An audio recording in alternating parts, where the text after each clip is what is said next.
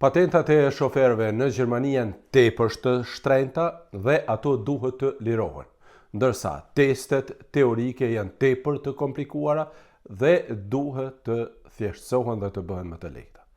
Ky është një prej konstatimeve të ministrave të komunikacionit të Gjermanisë, i cili është mbajtur këto ditë në Nuremberg. E kjo kërkesë është vërtet shumë me vend, sepse sipas shërbimit ADAC, patentat e shoferëve në Gjermani kushtojnë mesatarisht rreth 4.000 euro. Ka dallime prej zonës në zonë, por mesatarisht janë këto çmime.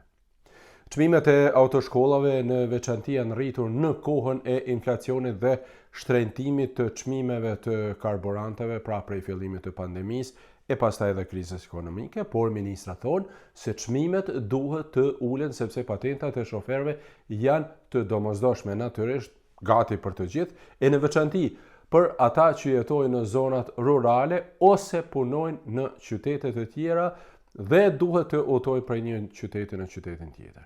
E ministrat janë të mendimit se edhe testet teorike për patentat e shoferëve në Gjermani janë tepër të komplikuara dhe ato duhet të ndryshojnë.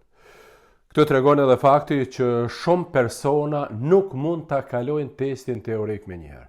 Në vitin 2023, për shembull, vetëm rreth 54% e kandidatëve e kanë kaluar testin teorik, ndërsa testet praktike, pra vozitjen, e kanë kaluar 64%, që dëshmon se ka dallime të mëdha mes teorisë dhe praktikës. Ministrat kanë kërkuar që në autoshkolla të përdoren më shumë edhe simulimet e vozitjeve, sepse ato kanë ndikuar pozitivisht në kalimin e provimeve dhe në marrjen e patentave. Se kur do të realizohen këto kërkesa, nuk mund të thuhet në këtë moment dhe kur do të thjeshtësohen testet teorike. Unë me siguri që do ta përcjell të proces dhe do t'ju njoftoj, por ata që janë në procesin e marrjes së patentës së shoferit duhet ta dinë se në fillim të prillit kanë ndryshuar edhe disa pyetje teorike. Në teste janë futur 64 pyetje të reja që kanë të bëjnë me ndryshime teknike në makina me ndryshimin e rregullave në qarkullim rrugor, si dhe me pyetjet që kanë të bëjnë me simulimin e rregullave përmes fotografive, por me siguri që e dini. 23 pyetje të reja janë futur për njohuritë bazike për të gjitha kategoritë.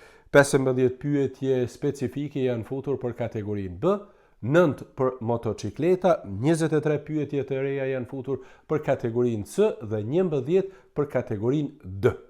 Por, më së miri është, miq të dashur, që nëse jeni në procesin e marrjes së patentës së shoferit, menjëherë të interesoheni në autoshkollën tuaj se cilat janë risitë e fundit dhe pyetjet e fundit. Ndryshe, katalogu i pyetjeve në Gjermani ndryshon 2 herë në vit dhe aktualizohet gjithmonë me rregulla të reja. E kur jemi tek patentat, të them se në disa rajone të Gjermanisë është futur edhe një projekt interesant, një projekt që quhet projekt pilot për patentat digjitale. Deri tani ka qenë rregull që patentat duhet t'i keni fizikisht dhe t'i tregoni në rast të kontrollave policore, ndërsa me këtë projekt kërkohet pra vetëm shkarkimi i patentës në një app dhe mund ta tregoni. Por kjo akoma nuk vlen për të gjithë Gjermaninë. Kur të futet si rregull në gjithë vendin, unë me siguri që do t'ju njoftoj me njëherë, por edhe njëherë ndryshimet kryesore.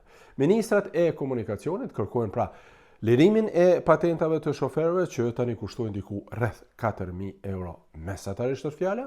Ata kërkojnë edhe lehtësimin e patentave teorike, sepse vetëm rreth gjysma e kandidatëve e kalon testin për herë të parë, ndërsa në prill kanë ndryshuar edhe pyetjet në testet teorike. Këto janë pra të rejat e fundit sa i përket patentave të shoferit, e ju mos harroni të abonoheni në kanalet e mia dhe ta shpërndani edhe këtë video sepse vërtet më duket interesante, në veçanti për ata që janë në procesin e marrjes së patentës së shoferit. Ndërsa unë ju falenderoj shumë dhe mirupafshim së shpejti me informacione të tjera.